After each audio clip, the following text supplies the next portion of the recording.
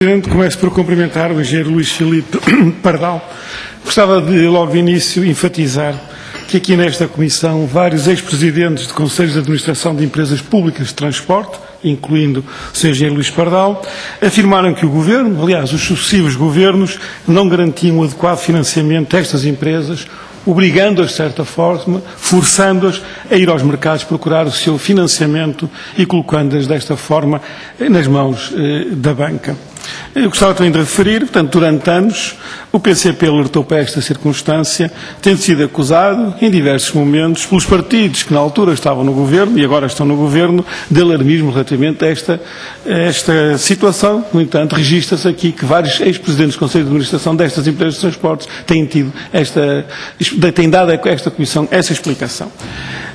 Eu gostava de lhe perguntar, a primeira questão que lhe colocava é se a banca, em algum momento, de alguma forma, exigiu ou fez depender a concessão de um empréstimo a algum tipo de contratação de swaps. Se, de alguma forma, em algum momento foram abordados nesse sentido. Podemos então concluir que, não havendo qualquer tipo de pressão ou exigência por parte da banca, que a opção de contratar swaps foi inteiramente a responsabilidade da REFER. Portanto, a REFER assumiu como sua responsabilidade uma opção, uma estratégia de contratar swaps. No final do ano passado estavam vivos 6 swaps na REFER.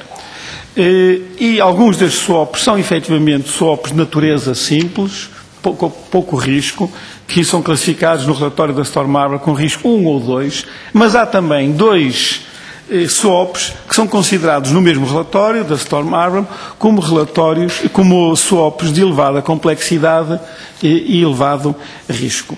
Então eu perguntava-lhe quem é que decidiu, quem é que definiu a estratégia na REFER para a contratação destes swaps de risco mais elevado e de complexidade mais elevada. Eu referi-lhe um facto. Uma empresa especializada, contratada pelo Governo, analisou estes 6 swaps que existiam na carteira da REFER no final do ano passado e, numa escala de 1 a 5, classificou-os. A classificação não é minha, nem nossa, aqui do Grupo Parlamentar do PCP. É desta empresa, Storm Arbor. E a empresa identificou claramente 2 swaps no conjunto dos 6, que tinham estruturas, complexidade e risco mais elevadas. E sugeria, inclusivamente, que estes swaps fossem eliminados, cancelados, devido exatamente ao grau de complexidade e risco que acarretavam.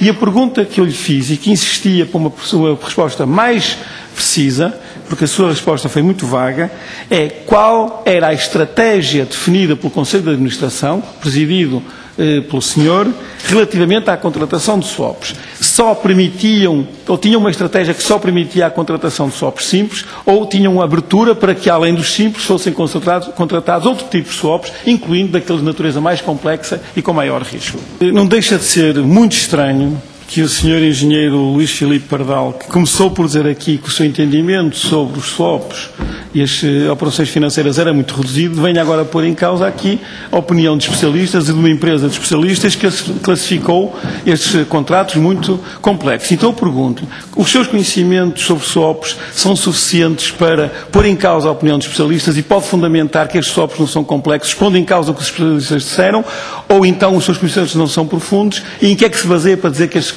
swaps podem não ser complexos, quando nós temos uma empresa, a Storm Arbor, a dizer claramente que eles são complexos e de elevado risco, grau 3, 1, grau 4, outro, numa escala de 1 a 5. Sr. Engenheiro Luís Filipe Pardal, vamos então fazer fé naquilo que os especialistas, que não somos nós, dizem sobre esta matéria, que eles são de elevada complexidade e risco grau 3 e 4, numa escala de 1 a 5, como já referi. A pergunta que eu lhe coloco a seguir é se, como Presidente do Conselho de Administração, tinha conhecimento que a REFER, na altura em que era Presidente, contratou estes swaps de elevado risco e complexidade. As datas, um em 2005, outro em 2006. Tinha conhecimento, esta questão passou-lhe ao lado. Da sua parte ou de algum membro do Conselho de Administração que aprovaram estes contratos, houve em algum momento nessas reuniões do Conselho de Administração ou noutros contactos fora dessas reuniões alguma preocupação relativamente a estes contratos ou assumiam como natural que contratos desta natureza pudessem ser contratados por uma empresa pública? É possível concluir das suas palavras, em resposta às diversas perguntas que lhe coloquei, que o Conselho de Administração não tinha um conhecimento muito profundo do que estava a passar em termos de contratação de swaps e que confiava na direção financeira ou no Departamento de Gestão Financeira para proceder a essa contratação. Identificação das necessidades, a definição do tipo e natureza do contrato. Obrigado. Colocava-lhe agora uma questão mais concreta sobre um dos swaps que estamos a falar de elevada complexidade e risco. Esse swap foi contratado em março de 2005 e, de acordo com o contrato de swap da altura, a REFER pagava Euroswap Rate a 2 anos e com a existência de um chapéu, de um cap, a 5,1%. Um ano depois, ou melhor, 11 meses depois, a 10 de fevereiro de 2006, este swap é reestruturado. E a REFER passa a pagar uma taxa que depende da Euribor e da Libor indexada ao franco suíço, mas o limite superior, o tal cap, desaparece. Ou seja, passou-se a assumir a possibilidade da taxa crescer ilimitadamente. Tem conhecimento desta contratação e como é que explica a eliminação deste cap, que de alguma forma era um travão ao crescimento ilimitado da taxa de juros? Senhor Engenheiro? Pois não tenho presente. Pode não ter presente, então peço-lhe para comentar em termos gerais o que é que acha de uma reestruturação em que se o cap que limitava a subida da taxa de juro é retirado e a taxa de juro passa a crescer limitadamente. Acha que isto é uma reestruturação que limita os riscos ou, pelo contrário, uma reestruturação que abre a porta a um risco tremendo da taxa de juros subir por aí acima? Fazer uma interpelação à mesa, se fosse possível. Estamos numa situação um pouco estranha, desconfortável, em que esta Comissão convocou o Sr. Engenheiro Luís Filipe Pardal para comparecer, para responder sobre a REFER, como responsável máximo da REFER de 2005 a 2012, e o Sr. Engenheiro afirmou que não dispõe os conhecimentos ou a informação que lhe permita responder a perguntas mais concretas por parte dos deputados desta Comissão.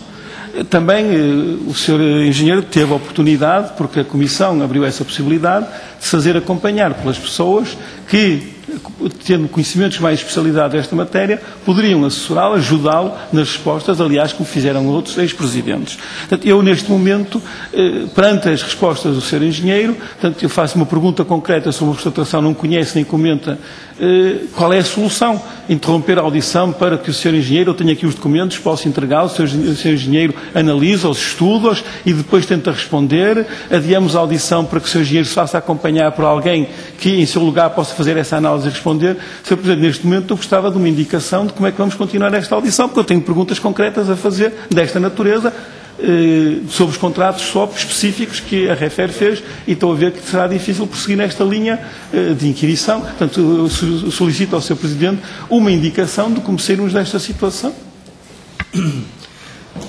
Sr. Deputado, só vejo uma maneira, é os Srs. Deputados fazer as perguntas que entenderem por pertinentes até ao fim desta sessão.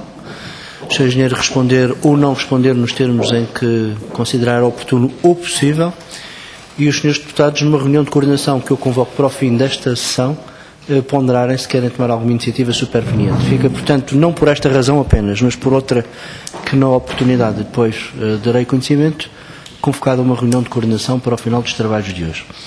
Continue, Sr. Deputado, se entender. Continuo então com a minha inquirição. Relativamente a um contrato swap com a JP Morgan, feito também em 2005, há uma aposta clara num ganho a curto prazo à custa de perdas a longo prazo. De acordo com este contrato swap, no primeiro ano a taxa era 1,9%, depois aumentava no segundo ano para 2,7%, do terceiro ao sexto ano 3,7% e a partir do sétimo ano até à maturidade 4,2%.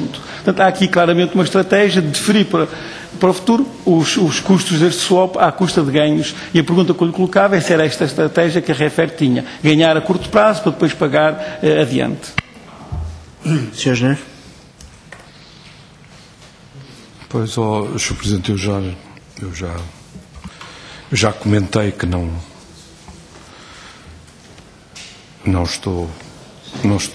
tenho presentes estes contratos, não tenho presentes, nem tenho, digamos, o seu domínio, e, portanto, não vale a pena insistir.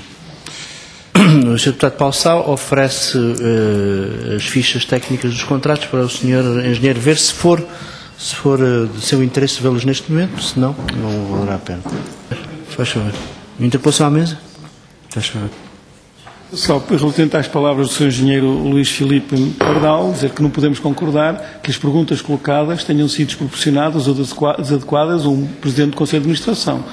Em primeiro lugar, porque tem a responsabilidade pela gestão da empresa, e se as perguntas fossem demasiado técnicas ou demasiado detalhadas, teria sempre a possibilidade de se fazer valer do auxílio de alguém que tivesse acompanhado esses detalhes, como uma opção que o Sr. Engenheiro não quis utilizar. Portanto, o problema não é nas perguntas que nós colocamos, são da mesma natureza que colocamos em inúmeras outras audições. Mas Sr. Presidente, era só para dizer, portanto, que não concordo com esta posição que aqui foi dita e transmitir esta posição do Grupo Parlamentar do PCP.